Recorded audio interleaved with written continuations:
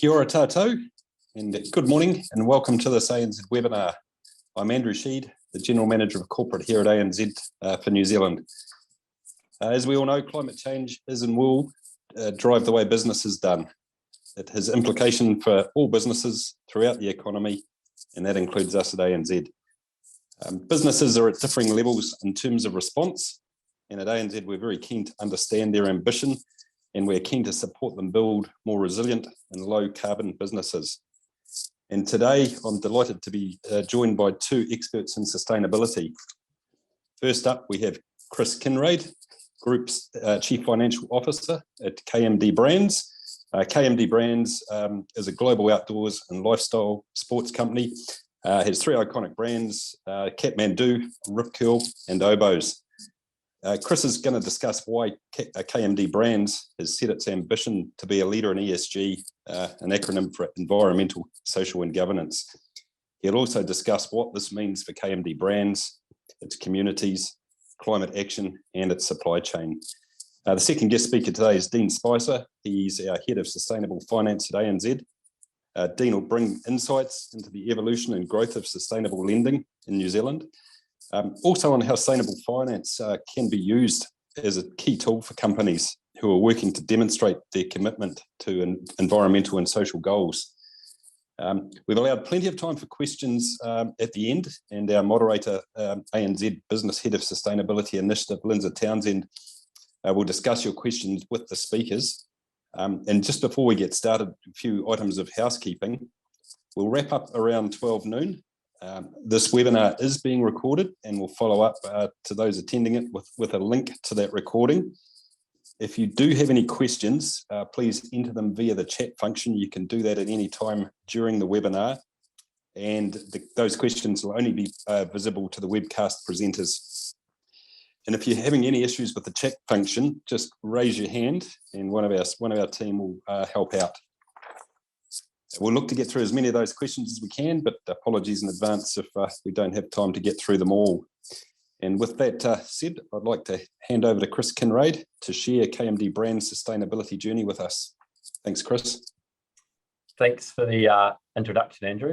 KMD Brands' sustainability journey. I guess just to remind people, we were previously called Kathmandu, but only recently we've rebranded our group KMD Brands just to encompass the aspect of the group across all three of our brands.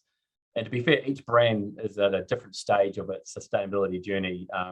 With Kathmandu quite far along its path, Oboz along that journey, and Rip Curl catching up fast. Providing the benefits, I guess we say as a group, provide the expertise across all our brands to help each advance its sustainability journey. Just to reiterate what Andrew said, we're a group of three brands. Kathmandu, which most of you will be very familiar with, and the largest outdoor brand in Australasia. Oboz Footwear is a hike-specific footwear brand in the USA primarily, and through the wholesale channel. And then we have Rip Curl, which if you surf a lot, you'll know, and it's one of the top three big surf brands globally. So for us, we've got a footprint all around the world. We've got offices and brands and market in South America, North America, Europe, USA, Australia, New Zealand, and throughout Asia. So quite a global footprint, which creates a lot of challenges, I guess, as you can imagine, from a ESG point of view. And as a group point of view, KMD Brands is to provide that guidance. And one area that's the most important for us is in that ESG space, where recently we've put Frances Blundell as head of ESG across the whole group. So from a board perspective and from a senior executive perspective, ESG is one of our key components of the group. And I think it ties all the way back into the purpose of the organisation. It doesn't matter which size, you've got to have the purpose and vision very clearly set, and ESG for our group is part of that. And it ties back into what our products do and what our consumers use our products for. Our consumers are outside doing activity. They're surfing, they're hiking, they're walking. So naturally they have a strong affinity with the environment. So they tend to care a lot more about the environment than your average consumer. So for us, this makes ESG from a group brand's point of view very important. So our purpose is to inspiring people to explore and love the outdoors, which naturally ties in with ESG and ties in with the purposeful nature of what people use our products for. And then to that vision, this is where we tie ESG in even more tightly. But our goal is to be the leading family of global outdoor brands, products designed for purpose, driven by innovation, and best for people and planet. Now, the innovation and best for people and planet are kind of where we can tie together what ESG means. Innovation for us is we design most of our products in-house, and to a large degree, about 90%. So we can take ESG principles from the very start of our product creation process, from materials we use to the purpose for the product and its circularity and its longevity of the product. So we can drive ESG from the very start of our process, and best for people and planet. So it's very clear that aspects which we have throughout our group have this in the back of their mind as part of everyday business activity. So it's not just an afterthought, it's more of a core thought on how we run our business as we look to grow internationally. So why focus on ESG? It's an interesting question, and especially for businesses of different sizes, it can raise a few questions as well. For us, we started on our ESG journey in earnest probably about 2011, 2012, and we hired someone as head of sustainability, and we published our first sustainability report into the market. And then from there, that created, a start point for us to build upon our ESG credentials. A lot of you might remember, one of the first Kathmandu products was an eco fleece, which was made from recycled polyester. That was 30 years ago. So from the very start of a small organization at that time, the principles of good products and sustainable products was embedded in the brand. And then ESG journey has probably just flowed from there. But if you look at the importance of why focus on ESG, there's quite a lot of factors. One of the main ones is our employees. As we know at the moment, and I'm sure everybody's facing the current environment, it's incredibly difficult to attract talent to organisations. There's a real shortage of labour. Even if we look from a retail store point of view to IT to finance, all aspects, it's a real challenge to find labour. Having a strong ESG purpose, especially amongst the younger, millennial employee, it really is a point of difference. Our employees find it incredibly engaging to have a brand, or it's incredibly engaging for these employees to know that their brand has a passion about ESG, and it's a real point of difference for us for employing. So we do find that that does give us an edge from time to time, where people are passionate about these things, they want to come work for us. The other big one, of course, we're here to sell product as well, as our customers, and it's incredibly important from a consumer demand perspective and a brand reputation. And so, as we mentioned earlier, the younger consumer, is very important, the ESG credentials going forward. So for us to stay relevant and going forward, it's incredibly important to have strong ESG credentials. Another aspect is regulation. At our level, at a large listed, obviously we have a lot to deal with in terms of these TCFD reporting coming in, and there's further sustainability reporting coming in. There's regulations from environmental regulations. There's a whole health and safety, modern slavery. There's a whole lot of aspects coming through from a regulatory point of view. That means that you have to actually have a strong ESG focus just to keep up with regulation. And also probably one of the most important ones for us as a listed is our investors. There is a huge portion of capital out there now available with a focus on ESG, and 3 of our biggest 5 investors are very much from that ESG fund space. And so therefore for us, it makes it very important that our shareholders find this as an important aspect of our brands. So that equally is a further alignment for us to drive ESG going forward. Funds now even will only invest, they actually basically look at your ESG scoring, or they rely on third parties to do your ESG scoring, and they'll only invest in certain businesses which have a scoring above a certain rate. Or as we know with what's happening with Ukraine, businesses which don't deal with Russia, or businesses which don't deal in armed goods, or and to even we have funds that won't invest in coal. You know, there's so many different aspects out there where it's really important. Also, from a risk point of view, especially with our supply chain, our investors see the amount of work we do in that space as a good risk mitigation, as they know that we're looking quite deeply into our supply chain. And just to touch on some of those focus areas, a bit more detail. You know, one area for us is B Corp, which I'll touch on a bit more in a moment, but it provides I guess, an external validation of what we're doing. It's via B Lab, it's externally verified. Because one thing you really have to be careful with is being accused of greenwashing. There's so many businesses out there at the moment proclaiming a lot of you know, strong ESG credentials, but you know, it's a bit of the Wild West a little bit out there at the moment in terms of what's true and what's not, or what's a good achievement and what's not. So for us, finding that third-party verifiable, I guess, accreditation provides some authenticity to what we're doing. And then for us as a consumer-faced brand, you know, there's 3 key pillars, which I guess some of these relate, which are important for everybody. Science-based climate action, you know, that's carbon effectively, and carbon emissions and reducing your emissions, which, you know, for all businesses is going to be a factor going forward. In the consumer goods space, circular business models, you know, product can be dirty in a way that a big chunk of product ends up in landfill. So how do we work with partners to create a circular business model where we take back products and then those materials get reutilized back into the supply chain? So we create a circular business model to create a more sustainable future. And then our people in our communities, you know, we have over 4,500 staff in our organisation. And it's very, as well as you take the wider impact through our supply chain throughout Asia, you know, we have a significant impact on a number of lives globally. So for us, it's important that we play our part in ensuring that people associated with our brands are treated correctly or treated right.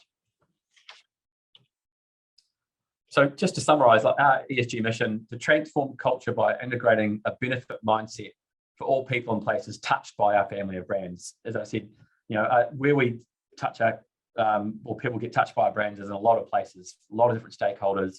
So, you know, for us, it's creating a benefit mindset and ensuring that as best we can that, you know, everyone's aware of, we're aware of our impact on the environment, on people and on our communities.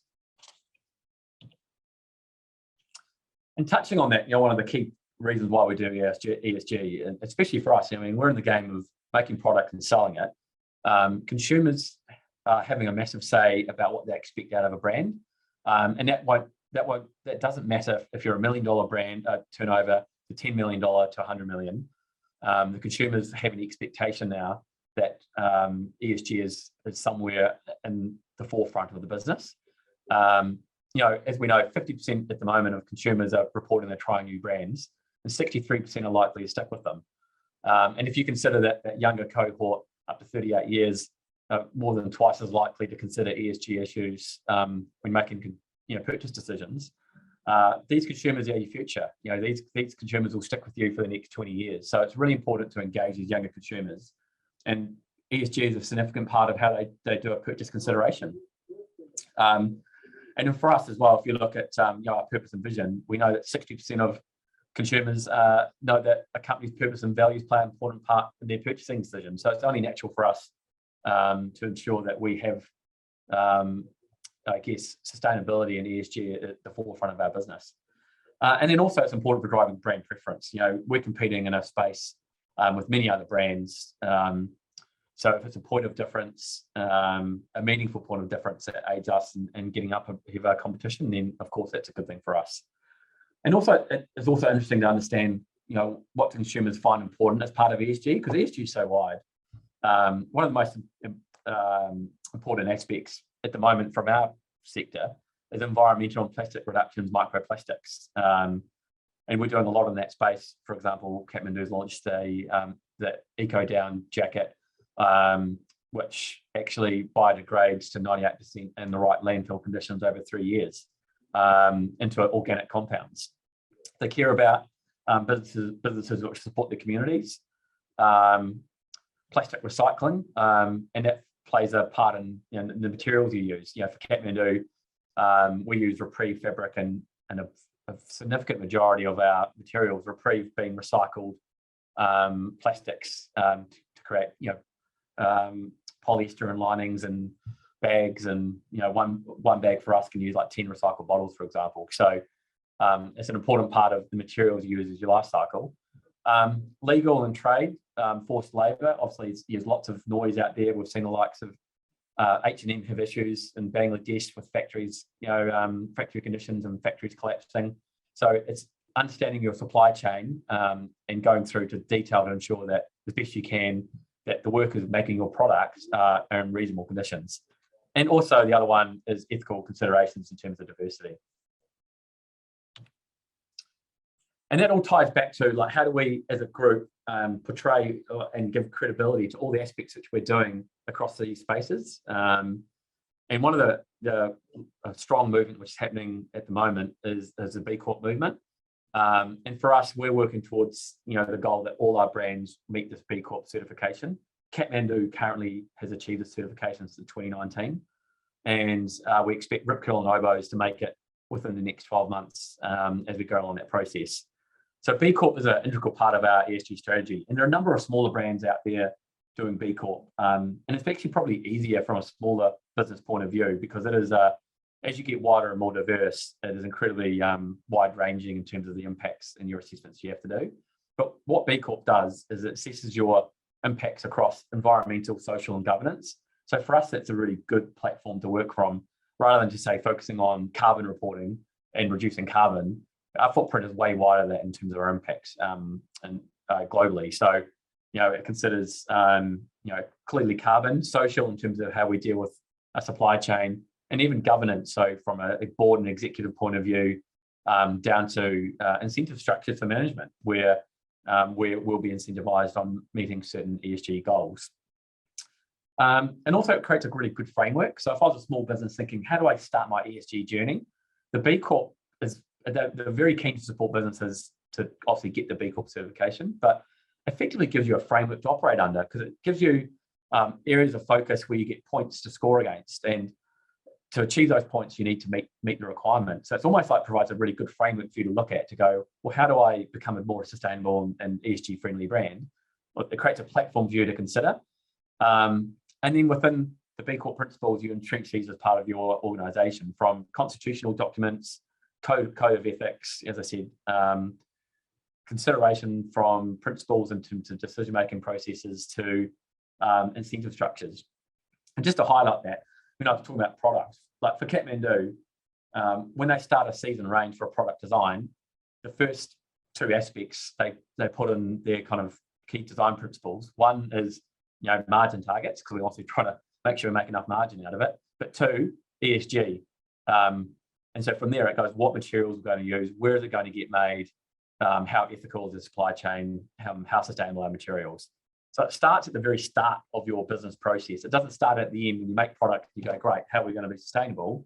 It has to be at the very start of your organisation. So that's how you embed, I guess, ESG as part of your organisation.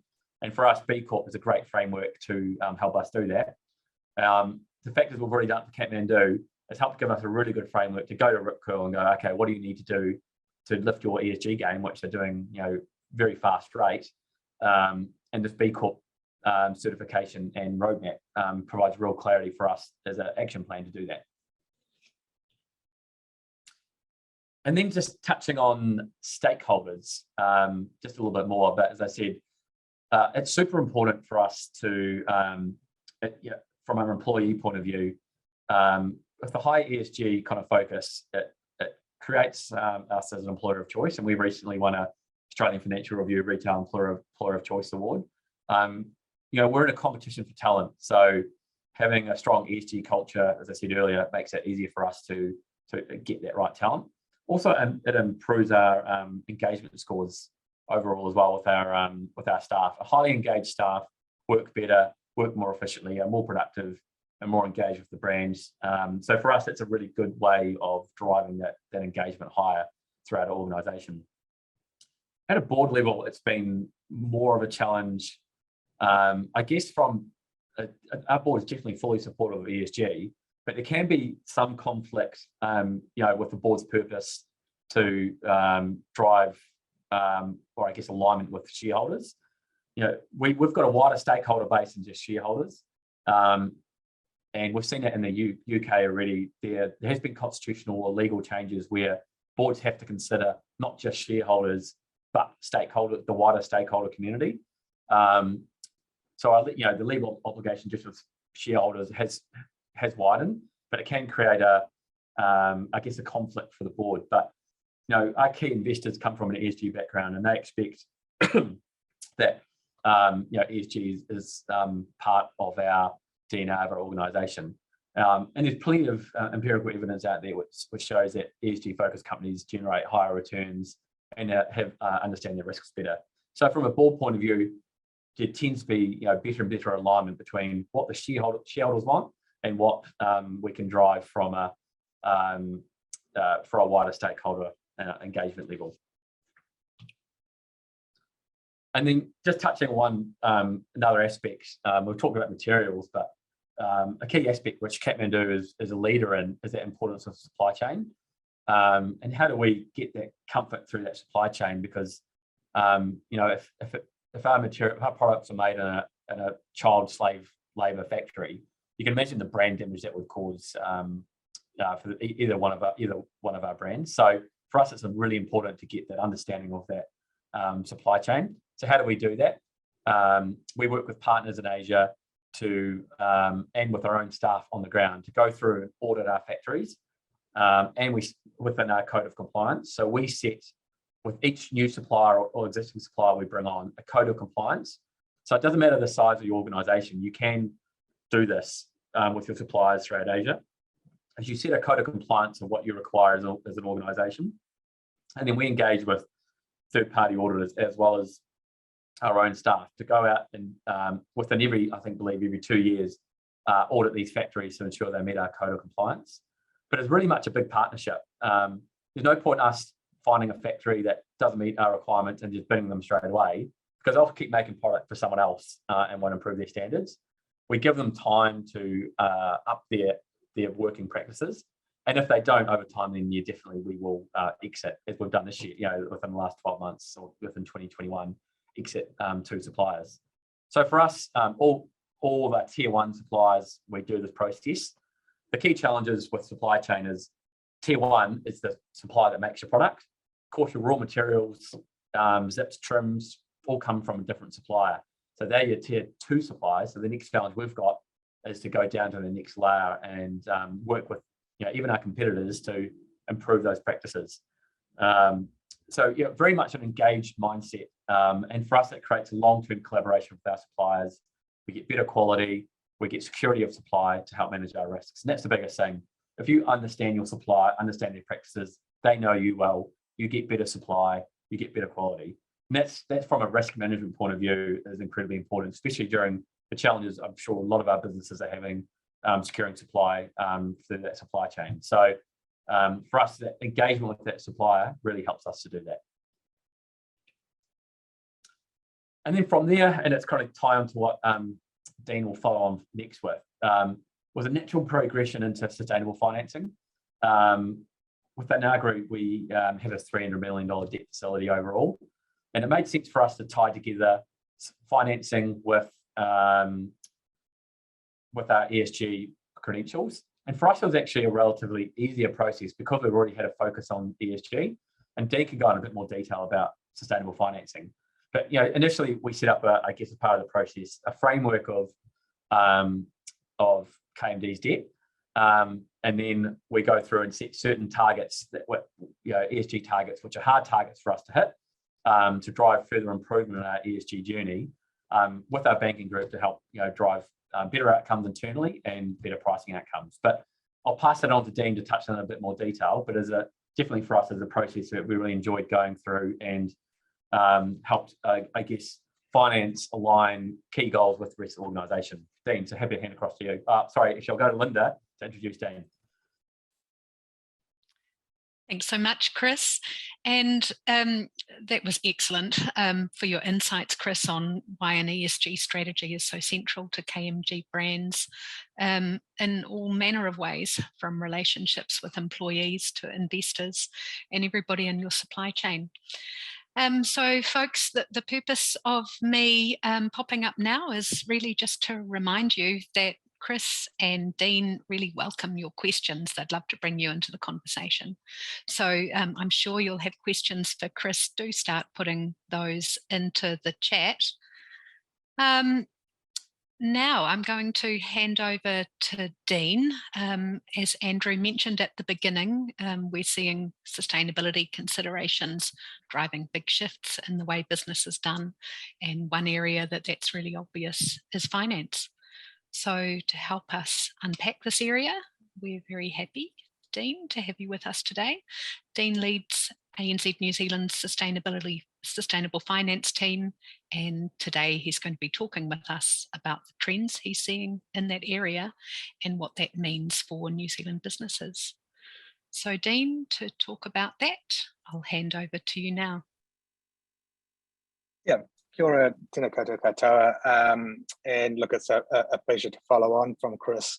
Look, a lot of what I'm going to talk about will reinforce some of the key points that Chris has made, and when we are looking at sustainable financing and the linking of that sustainability to the financing, then with some of the key pillars are definitely looking at the purpose of the company and the establishment of a sustainability strategy. So that those things need to tie together before you can look at linking in the financing aspects.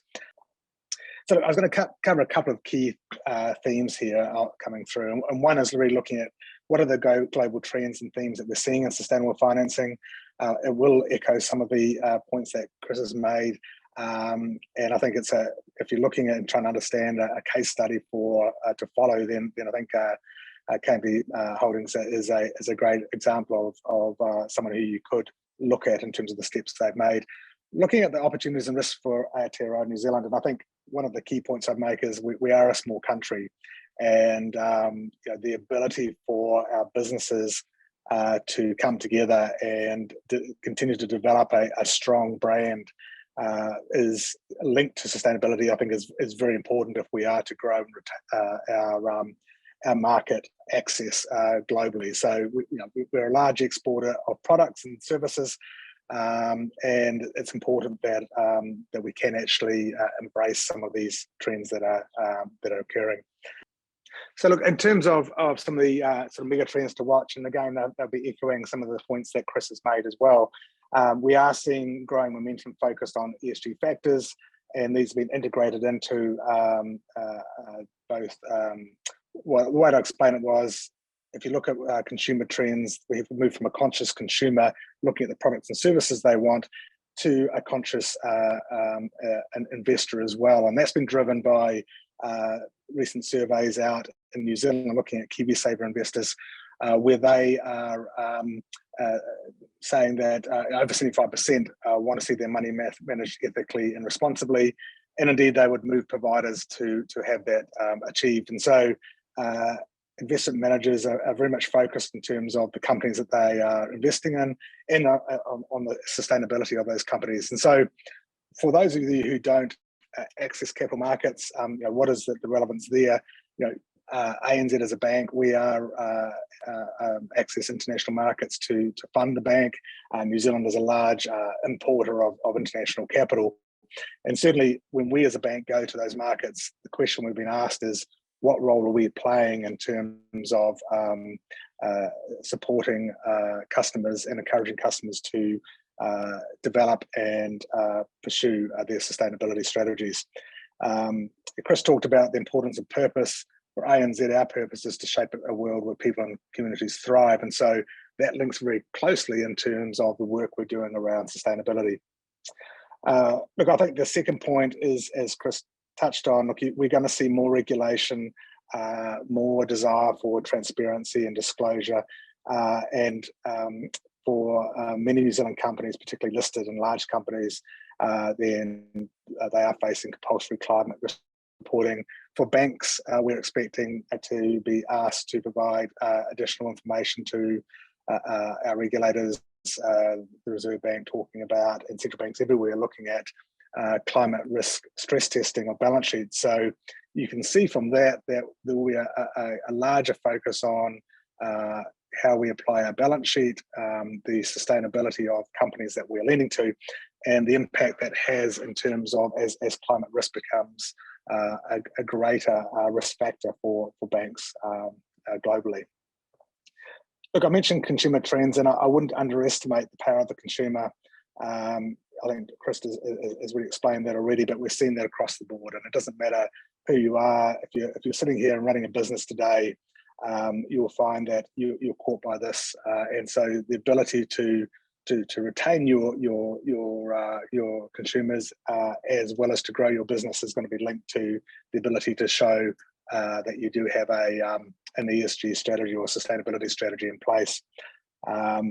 The other point that I think Chris made was he looks across the supply chain. So if you're a smaller business, you'll likely be caught up in being someone's supply chain, and so you're going to find that the question is going to be asked in terms of what is your sustainability strategy, what is your footprint, and what are you doing to manage an improvement, a reduction in terms of your environmental impacts. And look, I think again, another point that Chris made really well was the importance of looking across your broader stakeholders. And look, last century when I went to university, the focus was very much on that businesses were there to maximize shareholder wealth. I think that we have now moved to one of stakeholder advocacy and the importance of being able to balance up the profit motive with purpose, and showing that you can actually deliver meaningful impacts from both a social and environmental aspect, as well as being able to deliver commercial returns as well. Look, this chart really is just highlighting the momentum that is being created over a very short period of time. I mean, we're really going back there to probably 2017, particularly from New Zealand. So these are global trends, but New Zealand has followed a similar upswing. So look, I would say that the financing trends we're seeing here, the growth in terms of sustainable financing, reflects really the demand you're seeing coming through from broader stakeholders, the importance that investors are placing on this. And I'd say now that when we go to speak to investors, either as a bank ourselves or facilitating those customers who are accessing capital markets, regardless of the engagement reason, you'll find that it very quickly turns around the topic of the sustainability and what companies are doing. I've put up here the products, and this may look a little bit complex, but I'll try to sort of give you a few examples of how these products tie together and why some companies are choosing to access the market in these different ways. So look, the markets globally have developed through the green bond and green loan product. So this is what we're calling on the left-hand side of your screen a use of proceeds product, where you're financing specific assets that meet the international principles that of being an eligible green asset. So an example would be one of the early assets that was financed would have been from in New Zealand was from Argosy Properties. So they were issuing green bonds to finance green buildings that meet the criteria put out by the New Zealand Green Building Council.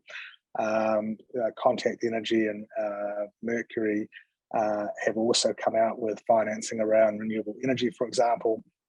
Auckland Council was the first New Zealand borrower to come to the green bond market, and that was looking around the electrification of trains as an example of the assets they were able to finance.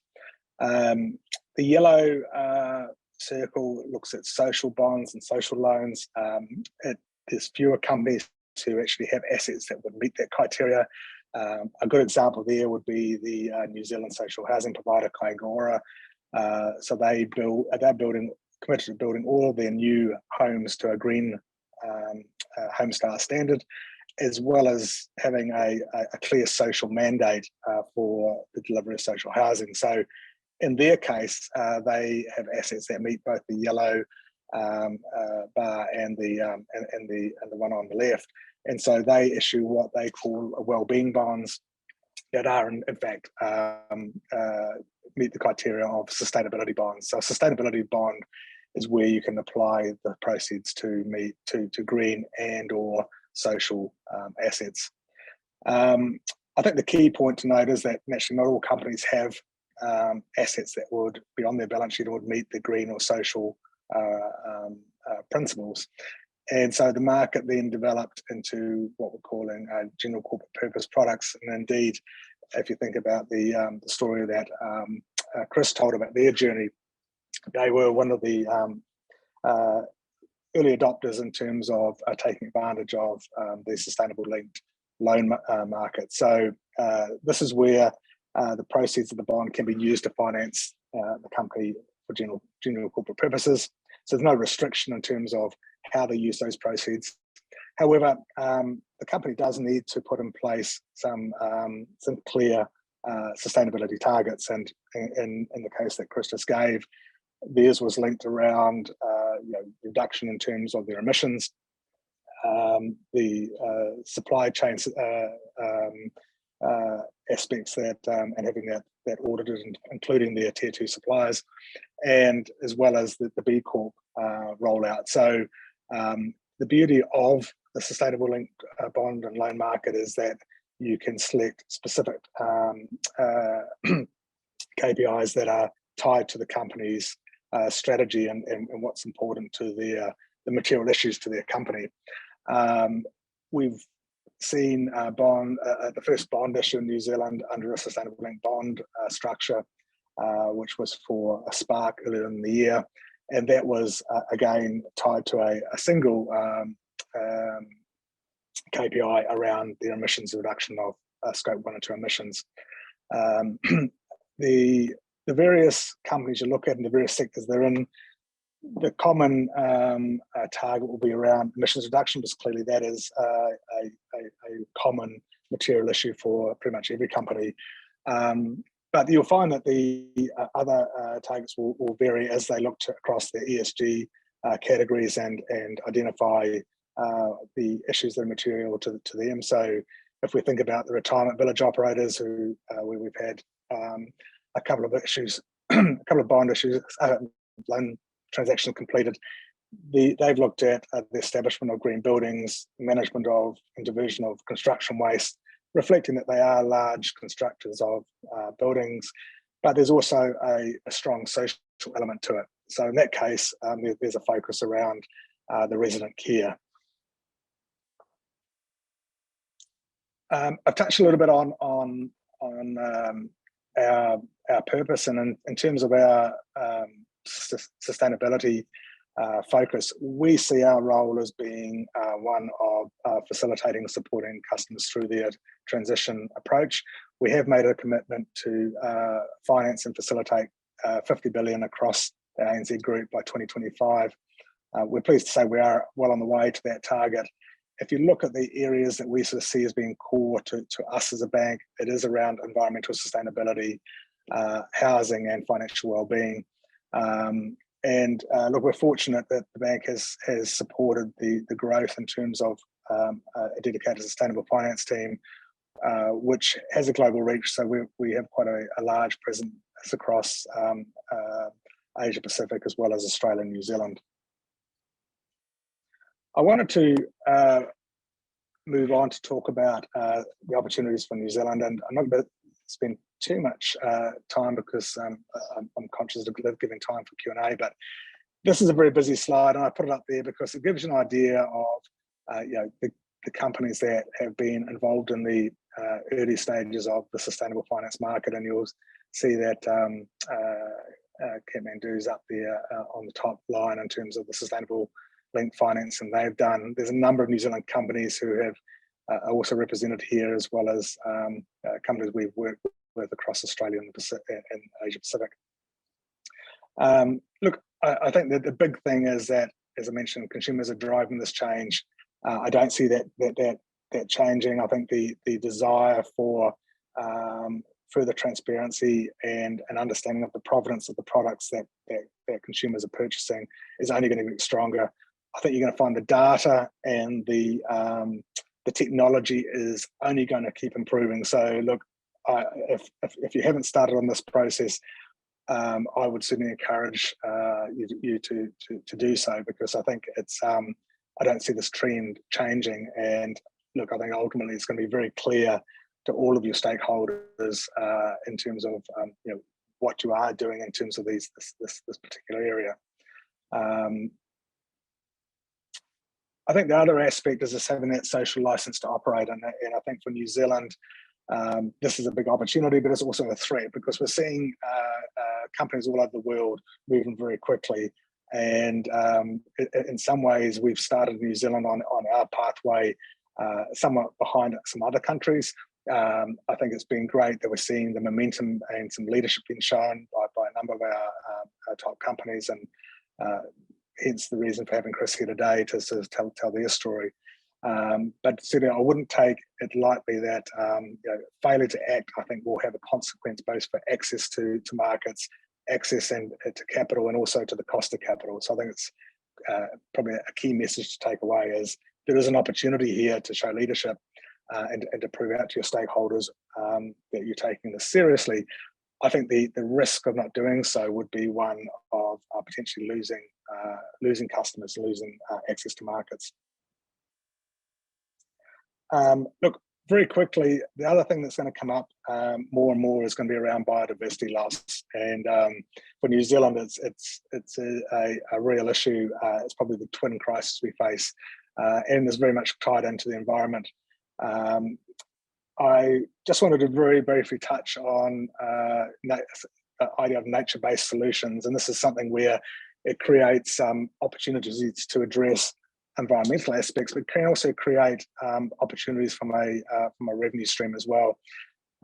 This is a project that ANZ has partnered on recently. You can find more information if you Google Project Wheatbelt, but it's a partnership between ANZ, Qantas, IMPX, who are a large Japanese energy company, and the model really looks at native reforestation with a purpose of developing carbon farming opportunities in Western Australia.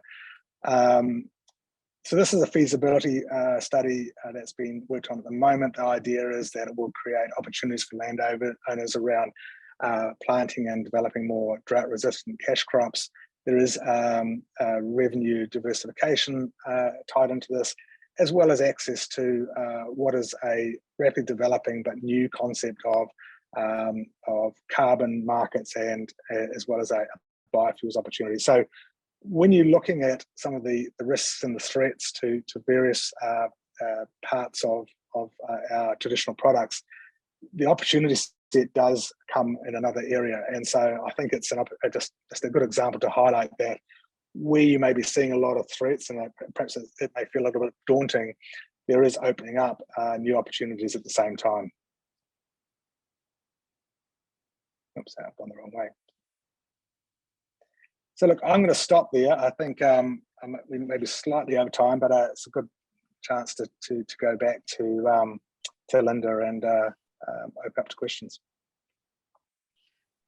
Super. Thanks, Dean. It was excellent. And thank you on behalf of everybody for covering so much ground. I think it's great to have those insights into the links between business strategy and the needs of all of the stakeholders and finance. It's really helpful, I think, to help everybody prepare for the future. So to questions, and first of all, thank you so much to everybody who is putting questions in the chat. Do of course keep them coming. Chris, I'd like to invite you back if you'd like to turn on your microphone and video, because we'll have one for you. I'm all good. I'm on, Linda. So perfect. Super. Thank you. Great. Well, I have a question for you to get things going, and I guess to draw on a strand from Dean's presentation about stakeholders and how I guess that stakeholder relationship has changed over the years. So feedback, what sort of feedback did you have from your stakeholders on, I guess, first of all, completing a milestone like B Corp, and then perhaps on completing a sustainable finance transaction? Yeah, I mean, overall, it's incredibly positive. The B Corp accreditation, to be fair, it actually took a bit of education as well. There's some well-known global brands like Nespresso, I think have just done it. I think it's Danone, Patagonia, clearly big ones. But in this part of the world at the time, I think we were the largest business in Australasia to achieve it. So initially, it was actually an education of what B Corp is. And as that awareness has grown and grown now, obviously it's a key pillar of our strategy, and it's very well received because it is an audited, accredited process. So then it gives investors confidence and stakeholders confidence in terms of what you're saying and what you're driving is legitimate. So for us, that was incredibly important to have that, I guess, externally verified process. And also I think with B Corp is the scoring keeps getting harder. So they know that you've got to keep getting better. The scoring we achieved, you've got to get above 80 in your scoring. And your scoring we achieved in 2019. To get the same score, which we're going through the process now, is a lot harder, and it keeps getting harder as you go. So it helps you keep going with your progress in terms of your ESG journey. And so from a key stakeholder point of view, that was incredibly positive, and we've seen that with our investor base, a growing ESG fund investor base, who are long, sticky investors. They're not investors that tend to go in and out and create that volatility in your share price. They tend to stay long for long term, which is what we want in our investor base. And from that sustainable financing, again, it was incredibly positive. It was really helpful to have the likes of ANZ for us, lead that process. And within the markets, from our our stakeholder base, it was just another positive aspect, and I guess another verified process, because we have to get this verified KPIs, and our achievement against our KPIs have to be verified, and we report externally on that. So again, it gives more validity to what we're trying to achieve throughout our organisation. So yeah, Linda, very positive on both aspects. Right. Yep. And Chris, I guess just going back to the beginning, what led to you choosing B Corp as a route to support your ESG focus? What led to you starting there, or did you start there? Yeah, I don't think we initially started there. And there's types of different frameworks you can report under as well. And we follow another one, the GRI, for example, in our sustainability report. There's the Carbon Disclosure CDP, Carbon Disclosure Project, which will give verification of your carbon scoring, I guess. And there's so many different frameworks out there. I think for us, naturally in the apparel, consumer, retail space, B Corp, we've seen others in the industry like Patagonia go down that path. And they'll see one of the, look at the highest score, I think one of the highest scores of size. And it was one that had created movement in the USA market, where it was more well known for the consumer space. So for us, it was a natural inclination to go that direction. Also, what we liked about it is it was multifaceted. It didn't just cover carbon. It didn't just cover some sort of disclosures. It covered, governance, environmental and social, and carbon. So, and environmental, carbon part of that. So for us, it was a wider ranging purpose, I guess, of B Corp, and a benefit mindset, which led us towards that. So, funny story, we actually achieved our B Corp accreditation earlier than we thought in 2018. But one of the key aspects was the board and governance side, and the consideration of ESG as part of governance. And so in our constitution, and so for our board, it took them a while to get through some of that. So we actually had to delay it a year. So, it's been a process, but B Corp for us was just a natural fit for our organisation. Yeah. And I think that's a really good point, isn't it? That there's lots of ways that you can get started, but for KMD Brands, it was about looking at what was important through your supply chain and your stakeholders. Yeah, and choosing a place to start there. Hey, one question that's come through, and we really pleased to welcome today companies from all stages of their sustainability journey. So a question from a company that's at the beginning. Baselines. How did you go about, I guess, establishing where you were so that you had, somewhere, a framework to tell you where you'd got to? Yeah, it's actually interesting. One aspect we did do, and every business is different and what's important. So I guess you've got to kind of step back and go, first of all, what's important for our business? And the way we've done that over the time is called a materiality assessment. So what we have done, and we had a third party help us, but we basically go out and survey investors, employees, consumers.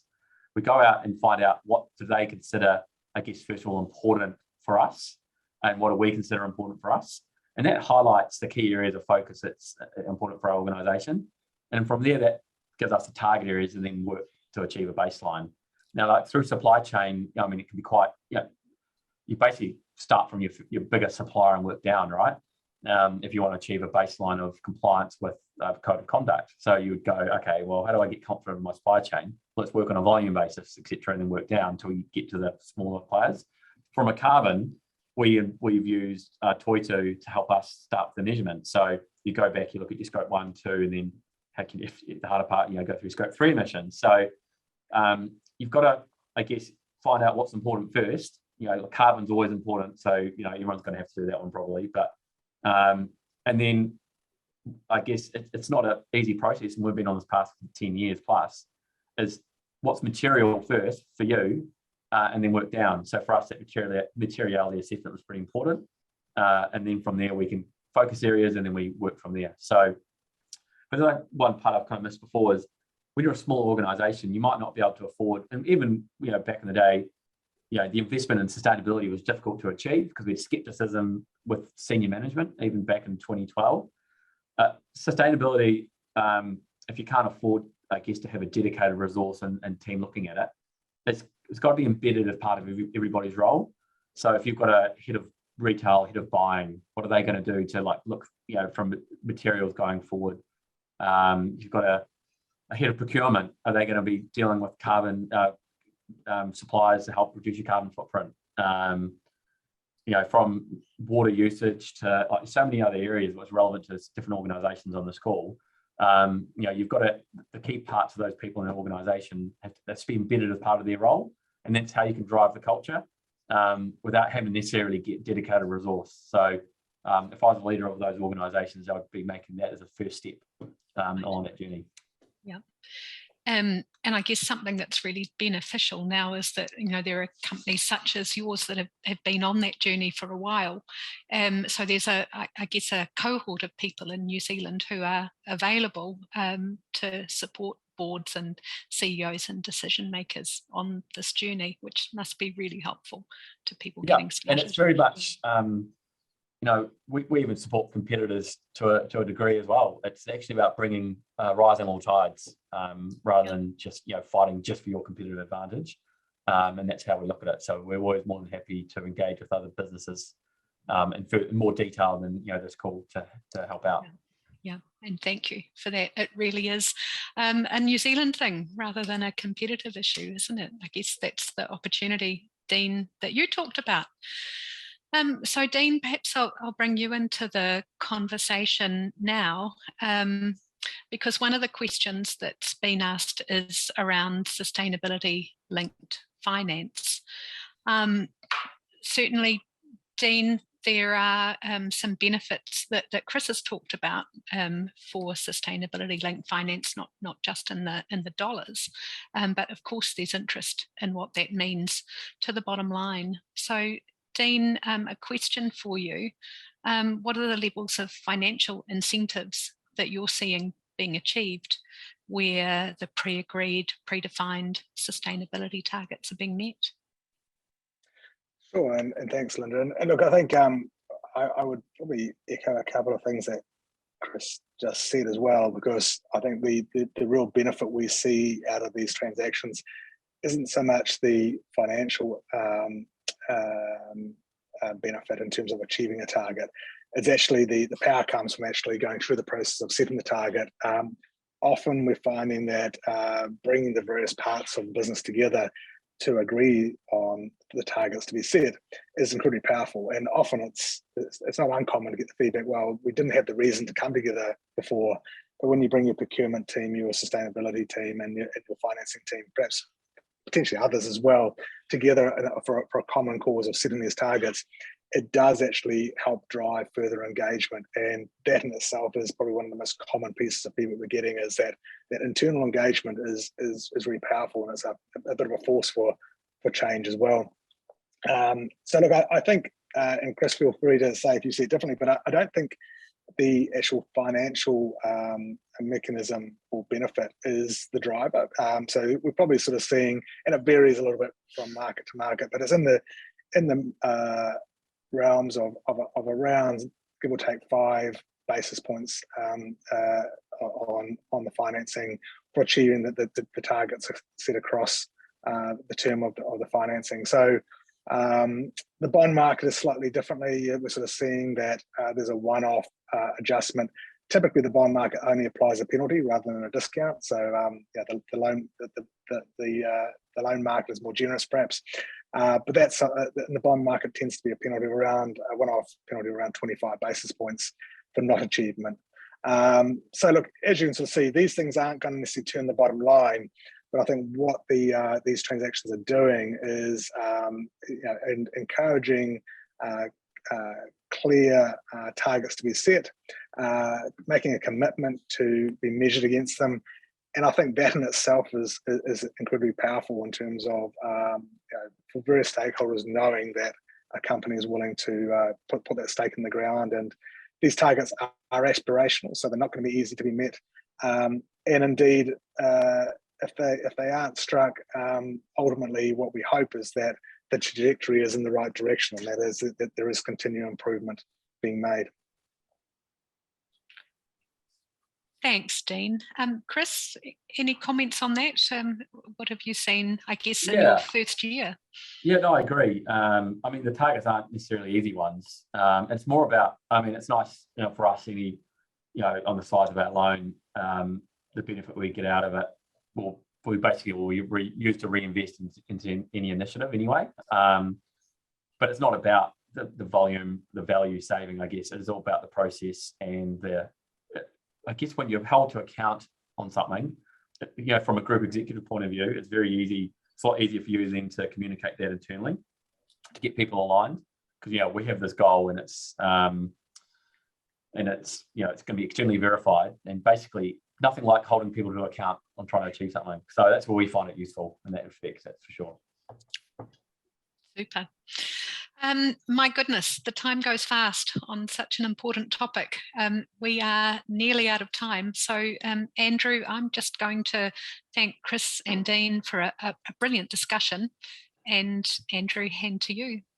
Yeah, thanks very much, Linda. And I'd like to thank Chris Kinraid of KMD Brands and Dean Spicer of ANZ for your contribution. Chris, I think that's probably a Kathmandu shirt, and good bit of advertising there for the brand. We're wearing the gear, Andrew. Yeah. Yep.